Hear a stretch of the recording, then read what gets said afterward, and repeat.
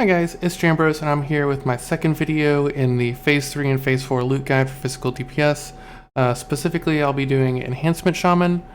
Hopefully it'll be of some use for either you to understand how much of an upgrade or a downgrade any given item is, beginning or end of Phase 3 and Phase 4, and maybe for some loot council yields too to understand exactly how good certain items are for your class. Explaining some of the methodology here, I use specifically Enhancement Shaman spreadsheet with all these different settings that I try to keep the same between all the different classes and what is good for them. Every single one will be a 180-second duration fight with a 7700 armor, level 73 humanoid boss. It's all purely single target, and all the other buffs will be appropriate raid and party buffs. And debuffs on the boss that are appropriate for your class. Specifically for enhancement, it'll be strength food, agility strength scrolls, drums, the Eternium chain for somebody in your group will be using that, and relentless assault. These are the groups that I'll be using for all the simulations for the different classes. Enhancement is in both groups. All the numbers here are going to be done for group 1. But the difference between Group 1 and Group 2 enhancement is extremely tiny. It was less than 1%. I think it was within about a 5 DPS total. So it doesn't really make a huge difference, especially since all the numbers are pretty relative regardless. The top 3 items of the tier per slot will be simmed for comparison, with some exceptions for rings and trinket combinations. They will use complete gear sets and don't just sim individual items. I'll get to that here in a second to show you exactly what I mean. Like, for example, like 2-piece and 4-piece bonuses and breaking those, and changing out gems for hit rating. The tier 5 BIS will be used to simulate the opening of Mount Hyjal and Black Temple, and would be the largest upgrades right off the bat. Just as a side note, the tier 5 items will all use rare gems since epic gems are not available yet. However, the item that is being replaced with the new item will be using epic gems since it'll be available. Tier 6 BIS simulates the end of the tier and how much of an upgrade or downgrade. Certain items will be in a final gear set, and they will be using epic gems without exception. Going over the spec, I actually did do a restoration sub-spec instead of an elemental sub-spec. I feel like it's a little more raid benefit. This is the tier 5 BIS list for Enhancement Shaman. I do want to make a little bit of a note here that this does use the 4-piece bonus with the shoulder pads of the stranger off-piece.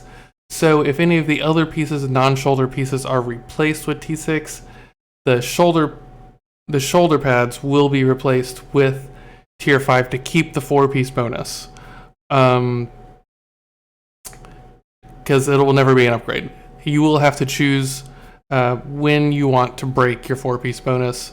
So some of these comparisons will give you the strongest pieces to be able to do that. And this is your final tier 6 BIS right here. And I guess we'll get started with the head slot. Previously it would be the tier 5 Helm.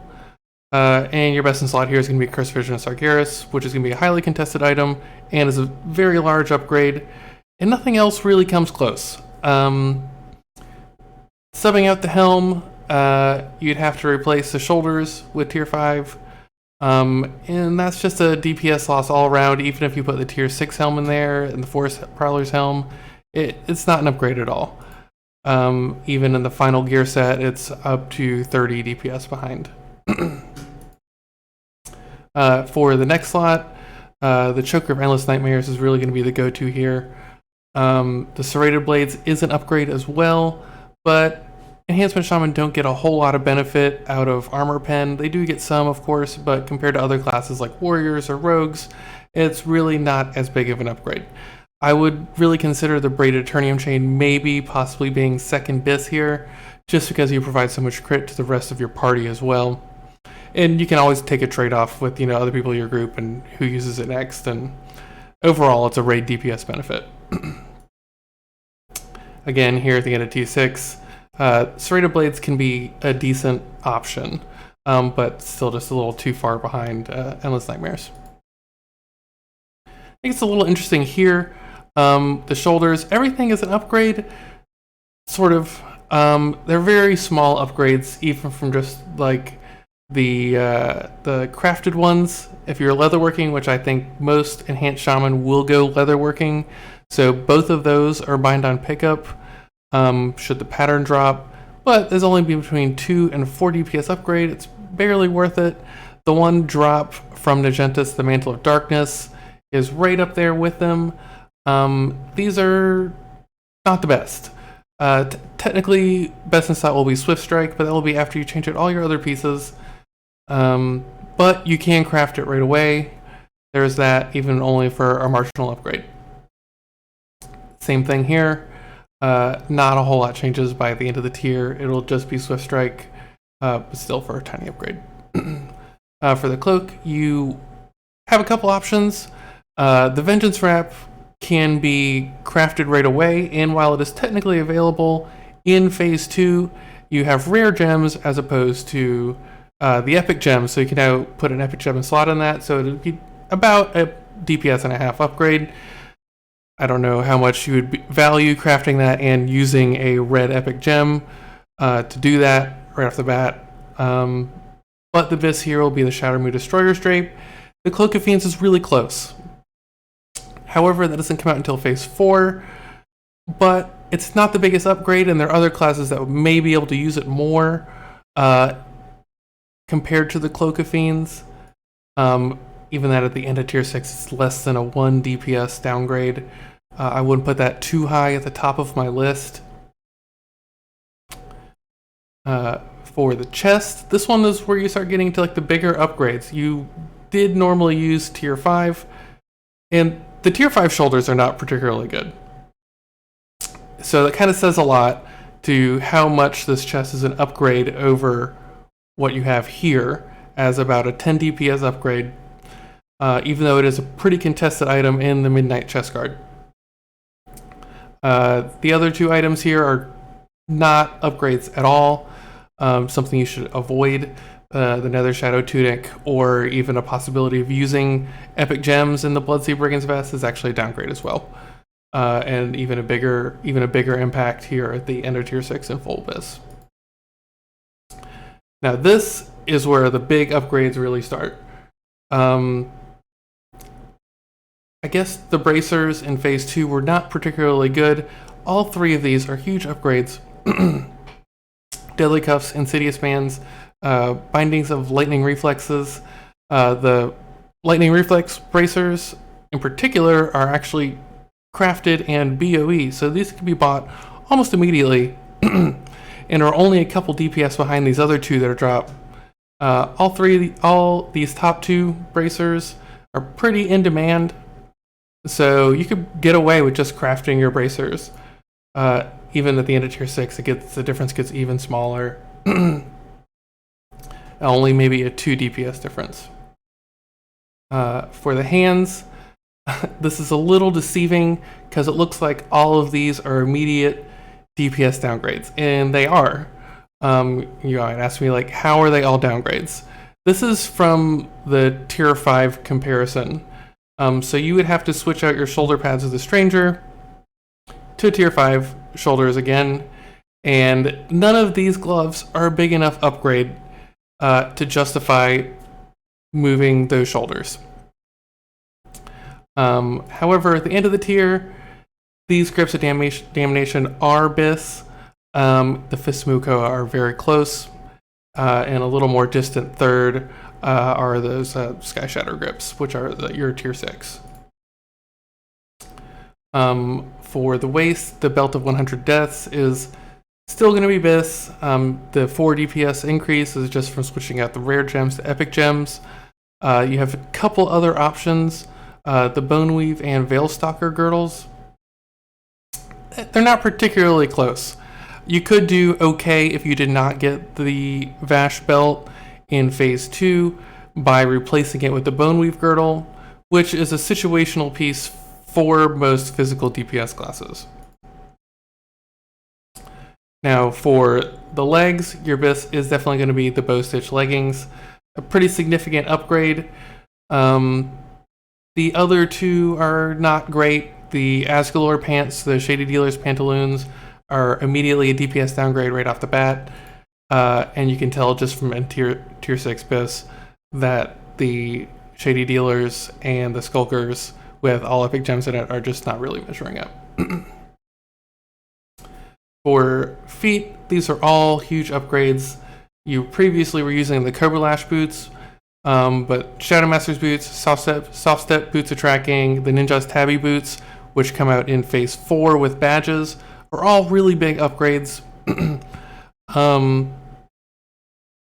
The first two, you should probably be able to get your hands on one of the first two, even though they're both slightly or highly contested. But even if you're not able to or very unlucky, the badges in Phase 4 are almost guaranteed. And that itself is just a 15 DPS upgrade. And see here, even in the tier 6 comparison, they're all just incredibly close. They're all within 2 DPS. You could do worse having any of these pieces. With the rings here, previously you were using the Band of the Ranger General and Lethality Ring for tier 5 BIS. The Lethality Ring is a little bit weaker than Ranger General. Even replacing Ranger General, some of these are actually downgrades, like the Unstoppable Aggressor's Ring is actually a couple DPS worse. And surprisingly, the Signet of Primal Wrath, which is a very strong ring from Zul'Aman, is only about a 3 DPS increase here. The Storm Rage Signet Ring really stands out as being strong. Same case here if you replace the weaker ring, whereas the other ones actually become a DPS increase. In tier 6, you're going to have a full BIS of Storm Rage and Primal Wrath. This is how it kind of measures out. Band of the Ranger General and Band of the Eternal Champion are really close. So is the Aggressor's Ring, to be honest with you. It really depends on what drops. If you didn't have Band of the Ranger General in the previous tier, you can run with the other ones, but otherwise it ends up ahead, actually, than the Rep Ring and Unstoppable Aggressors. Coming to the trinkets, hopefully you were lucky enough to get a Dragonspine trophy up until this point. You do get a new BIS in Madness of the Betrayer, which is a very hotly contested item. However, Berserker's Call in Phase 4 is actually very close to it, as only about a 2 DPS downgrade. A lot of the other items are not close. The Ash Tongue Talisman you get from the BT rep, the Bloodlust Brooch, which is just a weaker version of Berserker's Call, basically. Hopefully you'll be able to get the combination of 2 of the top 3, because it really makes a big difference here. In terms of your totem, you've been using Astral Winds up until this point. Finally, in Phase 4, you'll be able to get a new totem with 20 badges. It's basically free. Otherwise, in Phase 3, you'll still be sticking with Astral Winds until then. The thing that make Enhancement Shaman a little unique is that they actually use weapon sets as opposed to independent weapons, because they need to match weapon speeds, actually. So Siphon the Nathazim is a 2.8 speed mace, and that is going to be your new BIS off Supremus and Black Temple. Coming up behind that, pretty far behind it, is the Season 3 arena weapons. There are a couple other options past that, Rising Tide of Argentus and Fury, which comes out in Phase 4, in case you're unlucky enough not to be able to get anything else. Unfortunately, it's not really practical to mix Siphon of the Nathrazim with a bunch of the other ones, because they have differing weapon speeds. So you really want to get double Siphon if possible. Here, in a full tier 6 BIS, a lot of the things just really don't come close. It's really what you're aiming for. It's like the biggest part of your upgrades in Phase 3 and Phase 4. I will note here, this is a full off-piece BIS Enhancement Shaman. Here, 4-piece tier 6 is viable. This is a comparison between 4-piece tier 6 and its different off-pieces, and 5-piece tier 6 is just way behind. The closest you'll get since our Cursed Vision of Sargeras and Midnight Chestguard. Everything really falls off from there. Tiers should be easier to get. There's a lot of contested pieces in here, but if you're able to get one of those and you have spare tier pieces, that may be worthwhile until you can pick up more pieces. Particularly like the bow stitch leggings, cursed vision would be very, very hotly contested. And a bit of a summary here, some of these useless items that you will just never really want. The belt's listed for sure if you did get 100 deaths.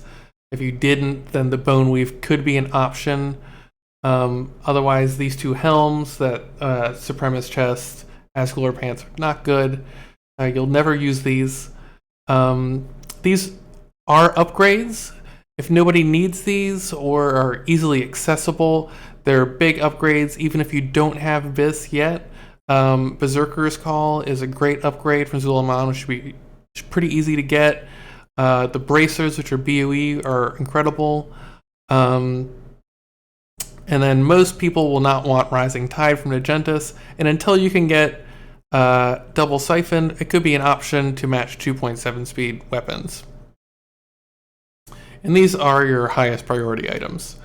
Cursed Vision of Sargeras, everybody wants this. Choke of Endless Nightmares, the Archimon chest, Asgalore pants, Stormrage Signet Ring. These are all really common high priority items that physical DPS want. Fortunately, you're the only one who really wants Siphon. So just really hope you get lucky on those drops. And that's it. Thank you for watching. I had a lot of fun making this. Follow my YouTube channel, follow me on Twitch, see how I play. I normally play my rogue there. Tell me how good I'm doing, bad I'm doing. Love to chat. Leave me any comments below, and thanks for watching.